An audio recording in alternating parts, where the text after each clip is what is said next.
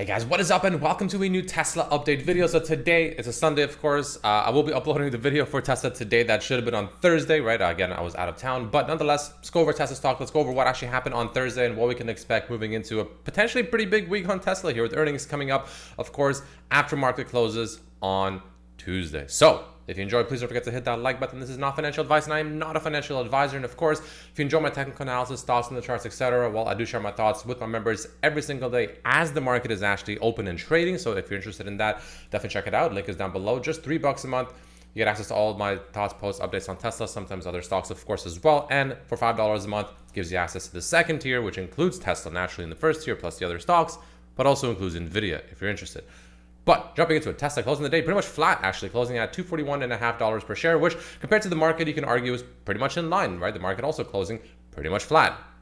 So what does this mean moving forward for Tesla? Like I said, potentially a pretty big week coming up for Tesla stock, right? We have, of course, earnings coming up after the bell on Tuesday. So that's going to be a potentially pretty big week coming up. So what can we expect from the stock, right? So looking at the 1 hour chart, right? This is where I'm getting, at least for now, the most information right now, right? We're still very much in this overall very large kind of congestion, right? That's getting tighter and tighter and tighter. That started all the way up here, went all the way down here, and you can see it's kind of like bouncing, right? So even on the drop that we experienced on Wednesday, it dropped pretty much more or less right down to the bottom of that red trend line I've been showing for like many days now, right? And it pretty much bounced off right on top of it. And also it came into the deep end of the discount spot, or not discount spot, sorry, the demand spot, which was right over here. You can see this area obviously posed as a lot of resistance, right? And we bounced from it pretty much almost to perfection. So both of these coincided together, which is what I told my members, should in theory, of course, I mean, nothing is guaranteed, especially with Tesla stock, but theoretically, it should pose as a pretty powerful area of demand, support, etc., right? And that's exactly what happened. And it did find that nice little bounce from there and essentially went sideways. Now, the thing I'll be looking for going into earnings, right? Now, how it goes into earnings will be a major, question mark, right? Nobody knows exactly how it'll go into earnings, but my best guess is the fact that it'll most likely stay contained within this general vicinity Monday and most likely most of Tuesday. Now, the thing I really care about is earnings, right? So the thing I'll be looking for is this. If Tesla essentially breaks below this red trend line right here, so in other words, maybe even before earnings, but at some point, if Tesla ever pretty much essentially loses the lows that we set on Wednesday one more time, if we lose those lows and we essentially go sub 234, so essentially to the low 230s even, that already, because again, we're making it lower highs, higher lows, that would essentially officially create the first lower low, and that would be bearish. That would be bearish. That would imply that unless earnings happens to be a massive positive catalyst and it just rockets from there, and assuming it happens before earnings, of course, this does lean bearish. But this would lean bearish, right? This would most likely, very high chance guarantee that we are making our way lower. And the levels I'll be looking for lower will be, if we lose, again, pretty much Wednesday's low, will be first level will be pretty much around this kind of 220-ish zone, which of course we found many bounces from before. You can see these levels right over here. That'll be the first level, right? We could potentially get a bounce from there, and then we either get a retest and a breakdown continuation, or best case scenario for the bulls would be, of course, this is just a false breakdown and we make our way higher and ultimately head well above where we are right now. So one of those two paths I'll be looking for. Usually, of course, when these things happen, right, I usually assume that it'll play out accordingly, which would be, in this case, a retest, successful retest into a continuation down. That'll be the more likely outcome, assuming we get that breakdown below, essentially, again, Wednesday's low. So that'll be what I'll be looking for to the downside. And again, the first level will be naturally about 220. And the next level below that, if, things really go poorly, will be on the daily chart, for instance, you can see right around this range right over here, right? Which will essentially put Tesla somewhere around that 190-ish region, right? That'll be that one drop to about the 190-ish region. I think the worst case scenario will be closer to 170 itself. And then from there, I expect a pretty significant bounce. Now, why do I expect a significant bounce? Because obviously, if we go zoom out to the daily, right? We'll go all the way out here. If we do get that drop all the way down to, let's say, about 170 roughly, right? That would be a spot that Tesla, the stock itself, has significantly found, make significant bottoms, significant bottoms, right? Starting all the way over here, massive rally. Here, massive rally. Here, massive rally.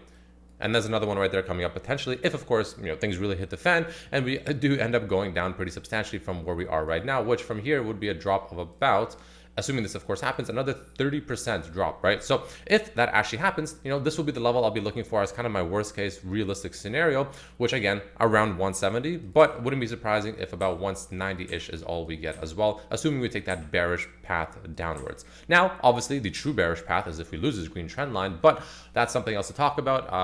And let's just hope that doesn't happen if you're a bull. Let's just say that.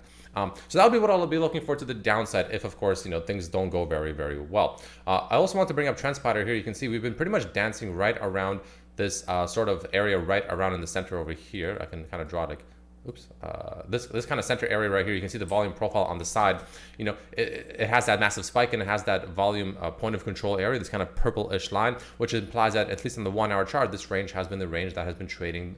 The highest volume essentially of trades have been happening around this area. So we're just kind of zigzagging around this general range until we truly pick a direction. So let's watch for that moving forward as well. Now to the upside, let's say Tesla, for whatever reason it goes well. Maybe Tesla does really well. Maybe earnings is a surprise, or there's something crazy announced. Whatever the case may be, right? You never really know for sure. But let's just assume that it's good and it goes well and things decide to rally, etc. The level I'll be looking for Tesla to break, well, naturally, is going to be the opposite end of the spectrum, which will be all the way up here. Same idea. We've been making lower highs every single time at this essential trend line. Now, if Tesla can make its way back up to that general range, and honestly, at this point, because it is a descending trend line, at this point, if it can pretty much break the low 260s, like 260 to 265, let's say, around that $5 range, if it can break above that, then it can do something like this and make its way higher. Pretty much the exact opposite of what this could look like, right? So that's what I'll be looking for, about the low-ish 260s, right? 260 to 265 roughly. If that can break, then Tesla's looking pretty good. And then I think that the next spot it'll go for a major test will be about that 290-ish region, which will be the area that it got rejected at many times, which is pretty much the equivalent to the bearish aspect of it, if you will, which is this range down here, which was that 220 range, right? Which is, very, very important. So like I said here, right, breaking about 233 roughly is essentially the same as breaking about, let's say, 263 here, for instance. 290 here is the same as down here, like I said, about 220 roughly, right? Same idea, just to the opposite end of the spectrum, right? So those are the levels I've been looking for. And of course, if Tesla naturally happens to also break 290, then that unlocks the next level, which I believe will be well above where we are right now, potentially all the way back up to fill this fair value gap area, closer to the mid 300s, right? Somewhere around the mid 300s, and this very strong pivot point that we of course fell very dramatically from as well. And that will be the upside target if we break step 1, 263 roughly, step 2, about 290, which also coincides with this daily red trend line. That's step 2. And step 3, of course, will be to my main target, which will be about the mid 300s, right? So those are the levels I've been looking for on Tesla stock moving forward. To the upside and to the downside. So again, with earnings, it's a massive, massive catalyst. Nobody knows how it's going to react. Nobody has any idea. But what I do at least know is the fact that if, again, Tesla does make its way down to, like I said, 190, even worst case 170, I do expect that as of right now, something can change obviously, but as of right now, I do expect that to be, for the most part, a pretty quick buy the dip type scenario and potentially a pretty strong bounce from that general vicinity. Again, I said this many times and I'll say it again, mainly because of course, that mean reversion on the weekly. Same idea every single time. I know every single time it looks like it's not going to happen, but it always ends up happening. Every time you get a massive sell-off, you always revert back to the mean. Massive, massive rally, revert to the mean. And now we're on the opposite end of the spectrum. No one here believed that it would rally ever again. The stock was dead. We reverted to the mean. Up here, everyone thought it was going to 600. We reverted to the mean, and then some, obviously, but nonetheless, we reverted to the mean. Same purpose. Now, everyone here most likely thinks Tesla's going down to like $100 or something like that, right? And especially if we fall down to about the 190s to 170s-ish region, everyone will be screaming for, 150 or 150. That's probably not even that bad. People will be screaming for like 100, maybe even sub 100. I guarantee you right now, if we drop here, everyone will be screaming sub 100. Company's dead, stock is dead, Elon's done. So that's it. It's all over. Literally sell your shares, right? Everyone will be screaming that. That's usually how these things play out. Just like everyone up here was screaming. Just like everyone up here was screaming for 600 plus. Right. So. It's the same. It's literally the same thing. The point I'm trying to make is the fact that no matter how aggressive the stock rallies or sells off, at some point or another, sometimes it's fast, sometimes it takes longer, right? The thing you never know is how long or how quick it'll happen. Sometimes it's pretty quick. Sometimes it's not so quick. But it always ends up on the weekly reverting back to the mean. You can't have the stock just continue doing this and then go like this and then go like this. That's just not how stocks move. That's just not how it works. That's not how the market works. That's just not how things go, right? It will at some point revert back to the mean, whether you like it or not. It will always do that. Now, again, the biggest question here is not a matter of if. I think it'll happen for sure. It's more a matter of when. How long will it take? Will it be quick? Will it be just a very quick snap back up? Will we come back down here, maybe chill for a little bit, maybe a couple weeks or so, and then make our way? Like, nobody knows how quick it'll happen. But what I am pretty confident in, just looking even at the history, is that at some point it will happen. Even when it had its absolutely ginormous short squeeze, it still ultimately reverted back to the mean. And this was like a ultra squeeze. Like, this was squeezing beyond belief. It's still at some point, you can see, reverted to the mean and stalled out. So, you know, I guess the worst case scenario, I guess what I'm trying to say, is if we don't snap back up to it at some point like this, right?